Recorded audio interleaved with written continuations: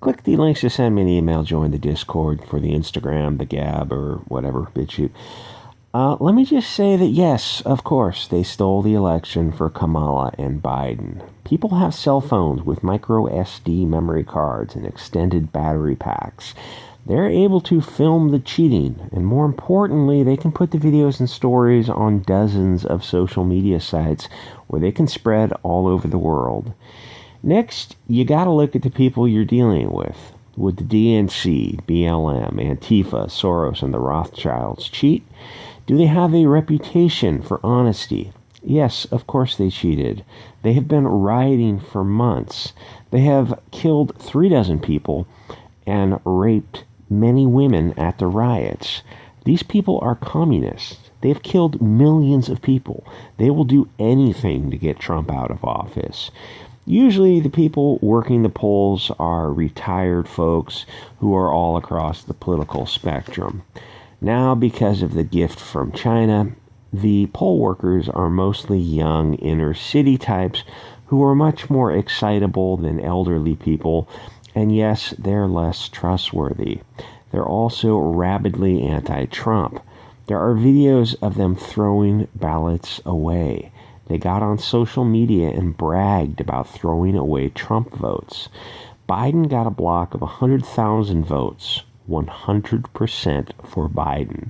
None for Trump, none for any third party, none for any write-ins. It was just a solid block of Biden. That is almost impossible. What is much more likely is that those votes are fake. There are also some deeper policy issues about allowing mail-in voting a week early. That means that voters who are not engaged in the election just check the boxes that the globalist media told them to check. Voting should mean something. You should be forced to vote in person with an identification.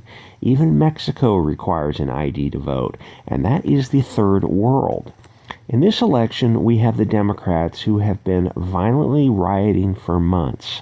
They are low trust, low IQ, poor impulse control people. If you look at the mugshots of the Antifa kids, most of them have a mix of drug addiction and mental illness.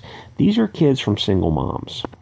Some of the Antifa arrested are 30 to 40 years old. I would show their pictures here, but they're so goddamn ugly, which is sort of sad. If you're 36 and getting arrested for a riot, then I think the odds are good that you have chemical dependency issues. Most 36-year-olds are home checking their kids' homework and preparing meals for the upcoming week. If you're 36 and at a riot, you probably rent a room, work at Target, and have a pill and vodka habit. Statistically, you're probably going to take the wrong combo at 40 and go to sleep forever. I know a few people who went out like this. Some of them, it was a suicide, and some of them, it was just kind of a soft suicide, a reckless disregard for their own safety. These people aren't thinking right. They have years of drug use. When Trump came along, they were getting brainwashed by the globalist media, who said for 4 years that Trump was literally Satan and his followers were consorting with demons. Then you take these vulnerable, gullible people, so gullible.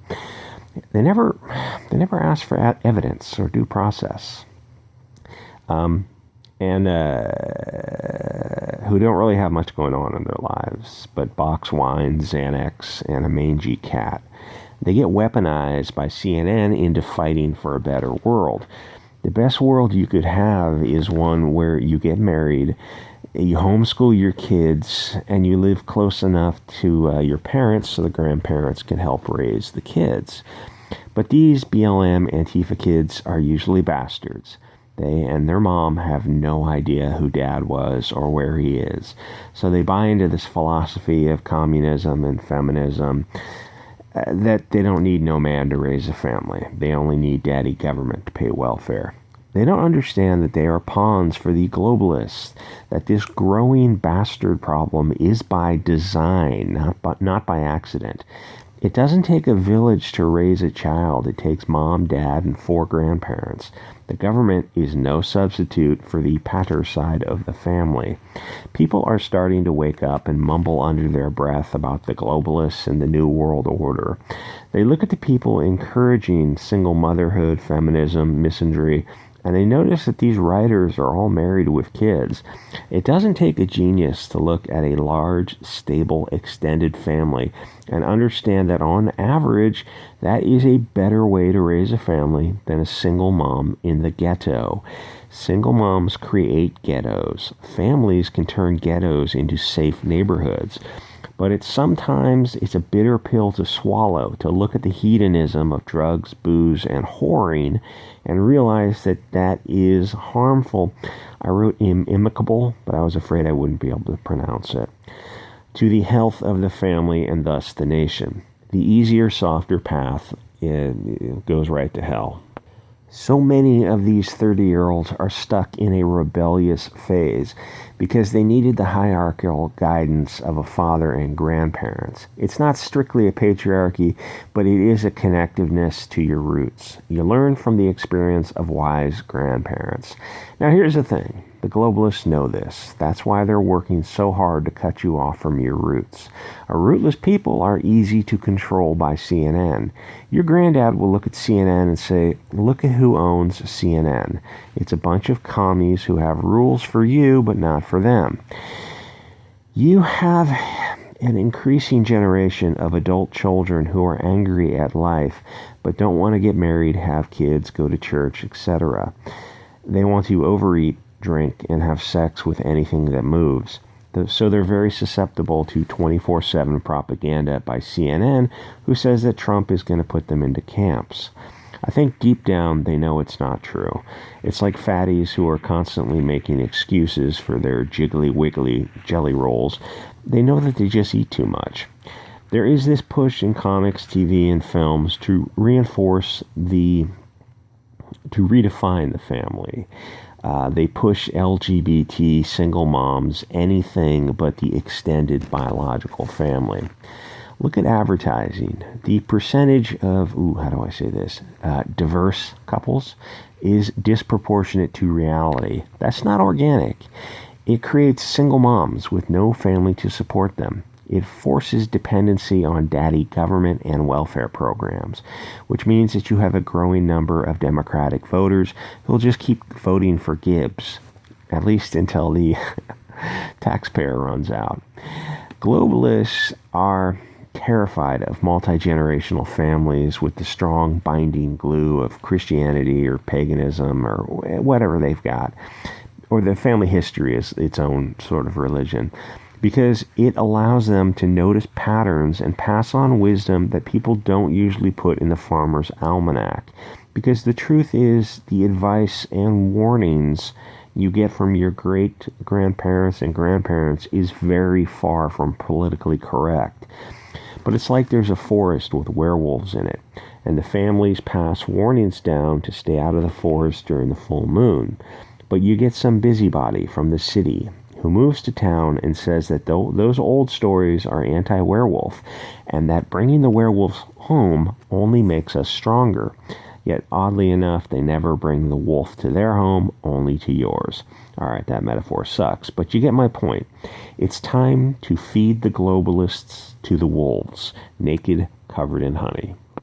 People need a granddad in their life to tell them what is what, because the hard truths are not politically correct, and sometimes need to be shown repeatedly that the media is lying to you to further their own agenda. When you have someone in the role of a father and a grandfather, they can explain that the media has always lied. They used to call it yellow journalism. It was just accepted that the media was a bunch of kitty-diddling commies, that you needed to read their stories with a big grain of salt. If the media lies about one thing, then they will lie about anything. Or a reporter gets one and only one chance at honesty. Or at least in an honest media company, a reporter only gets one chance. In modern media, reporters getting caught for manipulating scenes or even outright lying will be brushed under the rug. There are no journalistic ethics. Commies don't have ethics. They will lie, cheat, and steal to further their goals. For them, the ends justify the means. The ends are putting themselves in positions of power.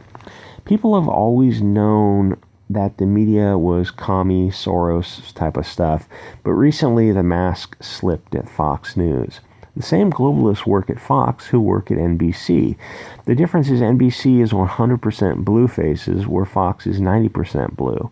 Fox was always controlled opposition to give people the illusion of choice. It's like voting Dem or Republican. The Dems are 100% globalists and in the pocket of Soros, the Rothschilds, where the Republicans are only 90% globalist or neocons. There is zero mainstream nationalist parties. Even the Republicans view America as a commercial zone controlled by Israel and China. And yes, these kind of comments are going to get me yeeted off of YouTube, which sucks, but c'est la vie. If they manage to steal the election, I hope it will be the Joker pill needed to wake up Mr. Normie and make him realize that yes, the media is controlled by an international cabal of parasites whose goal it is to destroy the West via diversity. If you live in a country where the DNC stole an election, then you don't live in the America you thought you did. You live in a second world country, which is what America is now. Even if you're on the left, surely you should be feeling some sense of alarm. If the DNC can steal an election once, they will do it again. And ask yourself, why Biden?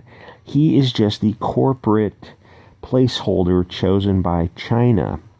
Why didn't Bernie, the people's candidate, get chosen? Why did the DNC screw Bernie twice and pick Hillary and Biden? If you're on the left, you should be realizing that the DNC is not on your side. The same for the guys on the right. The RNC and DNC are globalists. The only party that can run a nation is a nationalist party. Anything less than nationalism is just a slow capitulation to globalism, where your country is nothing more than a commercial zone controlled by billionaire NGOs. If the nation's people aren't on board, the globalists will just replace them with Mexicans or Guatemalans or Chinese because they know that diversity is weakness. All right, like, comment, subscribe. If you're on BitChute, check out my YouTube. Give me a sub there. Because, oh, God, I lost about a dozen subs for, like, 3 mildly offensive videos in a row, but I unlisted them. And if you're on YouTube, check out the BitChute. All right, guys, I'll see you next episode.